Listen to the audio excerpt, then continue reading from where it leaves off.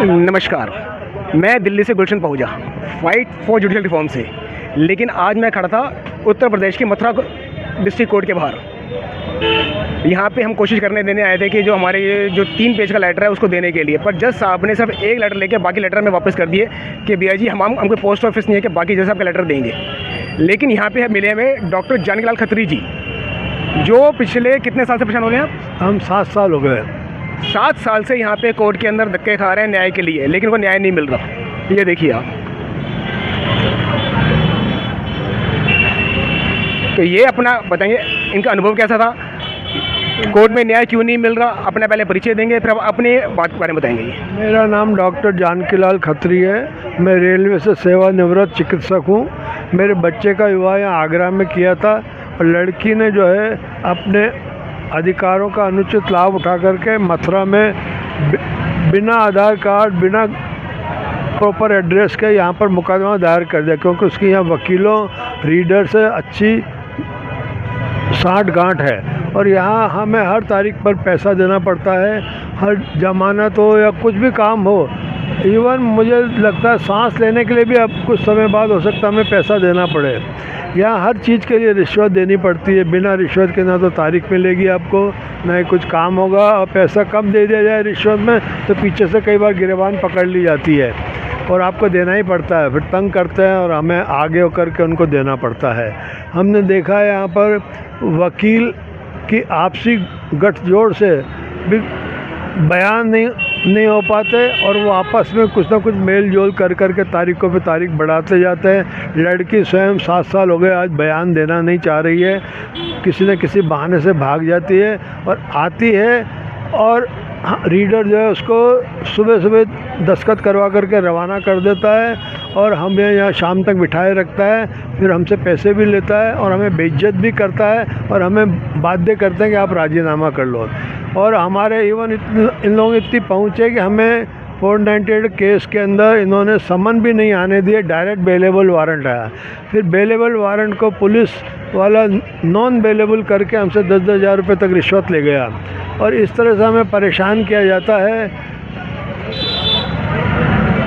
जिस तरह के आपने बताया कि आपसे रीडर साहब रिश्वत लेते हैं, तो ये मतलब कि ये आप खुल के रिश्वत लेते हैं या छुपा के लेते हैं, कोर्ट के अंदर बैठ के लेते हैं, बाहर आके लेते हैं, कैसे लेते हैं रिश्वत आपसे? यहाँ तो खुला खाता है, आप मतलब देना ही पड़ेगा, चुपचाप दे दो वरना तकलीफ़ होती है। पीछे से कई बार क्या हमने नहीं दिया तो पीछे से पकड़ आ जाते हैं भागते पैसे दो, और कभी कम पड़ते हैं तो वो ज़्यादा मांग लेते हैं। चाहे सर्टिफाइड कॉपी हो, कुछ भी लेना हो आपको पैसा देना ही पड़ेगा यहाँ पर।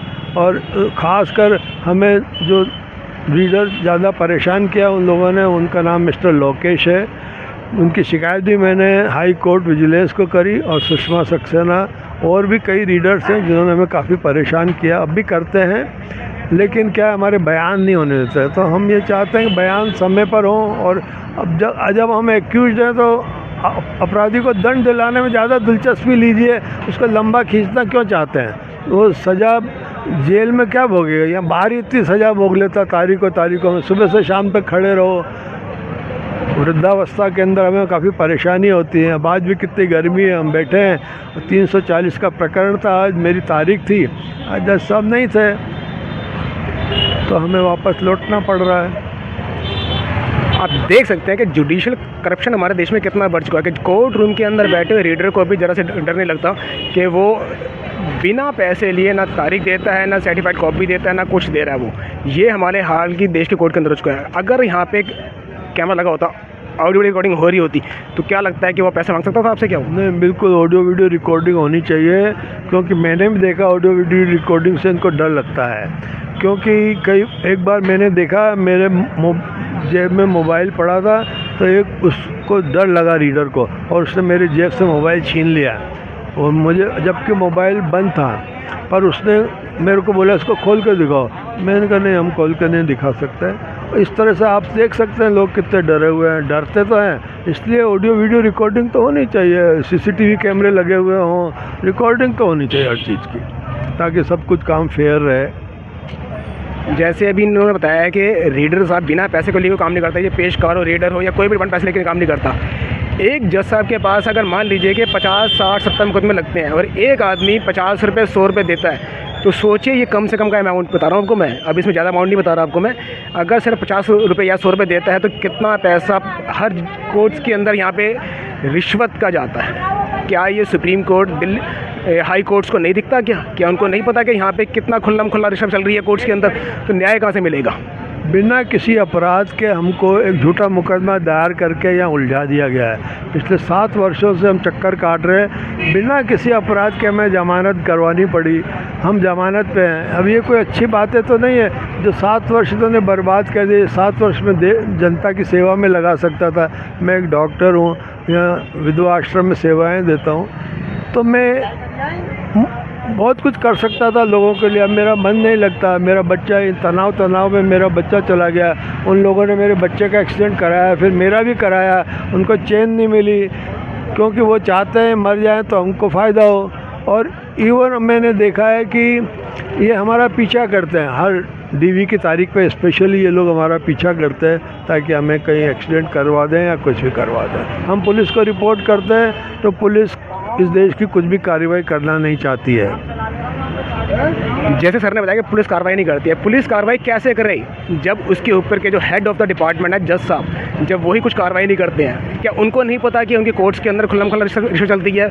हर पेशकार पैसे लेता है, हर रीडर पैसे लेता है, उसके बिना वहाँ पे यहाँ पे काम नहीं होता। लेकिन आज तक कितने जज साहब ने इस पर एक्शन लिया? आज मैं उनको यहाँ पे जो डिस्ट्रिक्ट जज साहब है उनका लेटर देने आया था कि जैसा आप खुद अपने आप एक्शन लेके आप खुद आगे बढ़ के अपने अपने कोर्ट्स के अंदर ऑडियो रिकॉर्डिंग की डिमांड कीजिए और यहाँ पे कैमरा लगाइए। तो उनको मैं 44 लेटर देने आया था साहब, सभी जजेस के नाम के। तो उन्होंने सिर्फ एक लेटर ले लिया, बोले मैंने पढ़ लिया, सब ने पढ़ लिया। तो इस तरह जब तक इच्छा शक्ति ना हो न्याय नहीं मिल सकता। तो हमारा यही कहना है कि अब आप जनता को सड़कों पे आना ही पड़ेगा प्रयास करने के लिए। आज डॉक्टर साहब की पूरी ज़िंदगी की पढ़ाई, पूरी ज़िंदगी का अनुभव सब वेस्ट जा रहा है इन कोर्ट्स के अंदर। क्या इस तरह हमारा देश विकसित भारत बन जाएगा? क्या कैसे बनेगा हमारा देश विकसित भारत? हमारा नहीं बन सकता। मैं आज तक यहाँ 240 से ज़्यादा तारीखें देख चुका हूँ और मतलब हमें कोई ना कोई बहाना ढूंढ करके लौटाया जाता है। वो चाहते तो यहाँ बयान भी ले सकते हैं और अगर हम अपराधी हैं तो हमें सज़ा भी दिलवा सकते हैं, लेकिन वो सिर्फ खींचना चाहते हैं। मुकदमों को खारिज करने में इनकी दिलचस्पी ज़्यादा होती है, किसी तरह लंबा खींचा जाए ताकि तंग होकर राजीनामा कर ले। राजीनामा करने के लिए ज़्यादा अरे कोई अपराधी है तो दंड दिलाओ, राजीनामा क्यों में दिलचस्पी क्यों लेते हो? वकील भी यही चाहते हैं, सब यही चाहते हैं। जैसे कि कह रहे हैं कि भैया जी हम अगर अपराधी हैं तो सज़ा दो, नहीं तो हमें फ्री करो, लेकिन साथ हमें बाहर इतना तंग कर रखा है। 240 डेट्स कम नहीं होती 7 साल के अंदर। अतुल सुभाष ने भी इसी कारण सुसाइड किया था। क्या चाहते हैं कि सारे के सारे 5 करोड़ के जो मुकदमे चल रहे हैं सब सुसाइड करने हैं? क्या देखिए जुडिशरी आखिर चाहते हैं कि हमारे देश के अंदर। मैं फिर आपसे ये अनुरोध करना चाहूँगा कि अपने अपने मुकदमों के अंदर साथ में अपने नेताओं के अंदर जुडिशरी को लिख के भेजिए कि अब हमें अपने कोर्ट्स के अंदर ऑडियो रिकॉर्डिंग चाहिए। हमें अब विश्वास नहीं बचा। वकील कहानी बनाते हैं लड़की के साथ मिलकर। लड़की ऐसे पते देती है जिसमें मकान नंबर नहीं होता, आपके सामान भेजेंगे और लौट आएंगे। वो लेंगे ही नहीं कागज़ और झूठ बोलेंगे कि हमें अवसर नहीं मिला। कोई मिल भी जाए, सबकी सब जानकारी होती है उनको, लेकिन वो सामान या कोई भी कागज़ लेना नहीं चाहते, सिर्फ पैसा लेना चाहते हैं, मेंटेनेंस और एलिमेंट। वो जल्दी जल्दी दे दो, राजीनामा करो, पैसा लो और भागो। डॉक्टर साहब फैमिली मैटर के अंदर फंसे पड़े हैं, जबकि दुखद बात यह है कि लगभग 1 साल पहले इनके बेटे का, जिसके खिलाफ उनकी पत्नी ने मुकदमा किया था, उनकी मृत्यु हो चुकी है। तब भी ये अपने बेटे की मृत्यु के बाद भी 1 साल से कोर्ट के अंदर मुकदमे भुगत रहे हैं। ये क्या ये न्याय है हमारे देश का? कैसा न्याय है ये? मैं चाहूँगा कि मतलब हाई कोर्ट विजिलेंस को मैंने पत्र लिखा था, वो इंक्वायरी करें और अगर हम गलत हो तो हमारे खिलाफ़ एक्शन लें। हमने प्रधानमंत्री को भी लिखा, लेकिन प्रधानमंत्री से के कार्यालय से भी अननोन व्यक्ति हमको फ़ोन करते हैं, हाँ हमने भेज दिया है, और करते कुछ नहीं, होता कुछ नहीं है। बात वहीं की वहीं गोल हो जाती है। अंत में आप सिर्फ यही कहना चाहूँगा मैं कि अगर आप चाहते हैं कि आपके बच्चों के साथ ऐसा हाल ना हो जैसा आपके साथ हो रहा है, अगर आप चाहते हैं कि इस देश के अंदर की न्याय व्यवस्था में थोड़ा सुधार हो, ये मैं खड़ा हूँ मथुरा के बाहर, अभी मथुरा के पास, लेकिन हमारे देश की हर कोर्ट्स का यही हाल हुआ पड़ा है। कब तक आप इस तरह का इंजस्टिस सहन करते रहेंगे आप? उठिए, प्रयास कीजिए, कम से कम और कुछ नहीं तो एक लेटर लिख के भेज दीजिए कि अब हमें इन कोर्ट से विश्वास नहीं रहा, हमें अपने इस कोर्ट में ट्रांसपेरेंसी अकाउंटेबिलिटी के लिए ऑडियो रिकॉर्डिंग चाहिए है। दिल्ली से मैं गुलशन पहुँचा, व्हाइट हाउस जुडिशल रूम से खड़ा हूँ, मथुरा के अंदर, उत्तर प्रदेश के अंदर। धन्यवाद आपका।